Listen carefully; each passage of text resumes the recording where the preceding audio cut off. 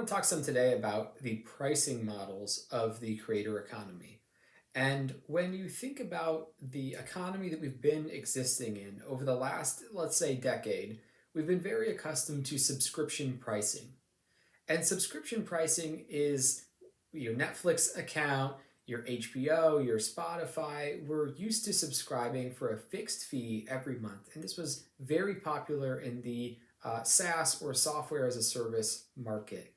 Now, that doesn't really take into account that pricing model. It doesn't take into account somebody who's using Spotify 1 hour a day, somebody who's using Spotify 10 hours a day, or somebody who's using Spotify 10 hours a day, 7 days a week. And so what we see is that there are different people who have different amounts of desire or usage in products that we use. But currently, the best way for pricing to happen is to set a fixed fee that everybody pays. And so plenty of people, plenty of smart people at Disney, at Netflix, they spend ages coming up with what the right price point might be for the basic economics of supply and demand to reach an equilibrium.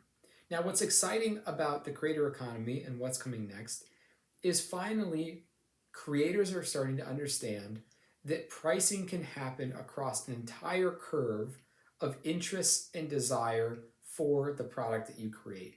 And so while you might have a newsletter today that's charging, let's say, $5 a month, it makes it easy, people join, there might be 10 people on your list of 1,000 who want to pay $500 a month for access to you and some other features. There might be 25 people on that list who would pay $100 a month for a group conversation once a month. There might be 150 people on the list who would be happy to pay $40 a month. And so what you can see is you can start to create products and services that reach the entire spectrum of desire and interest from the buyers that you have.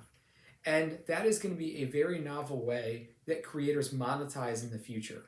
So while there's a lot of businesses today and creators who rely on one specific price point as the core model that they run, I think we're going to see a lot more price discovery at the very high end of what people can charge. We're seeing this already in the NFT market where fans of a particular artist or band are willing to pay upwards of five, 10, maybe even $30,000 just to own a rare and scarce piece that was created by this artist. So creators today, we can start unbundling our pricing curve. We can start thinking about, are there 10 people or 5 people who really love our work so much that they would pay something drastically higher, maybe 10 times higher than the existing price point that we're going with. And if we can think about it that way, we can expand the creative terrain that we can use to create products, to reward our fans, and to make a living in the creator economy.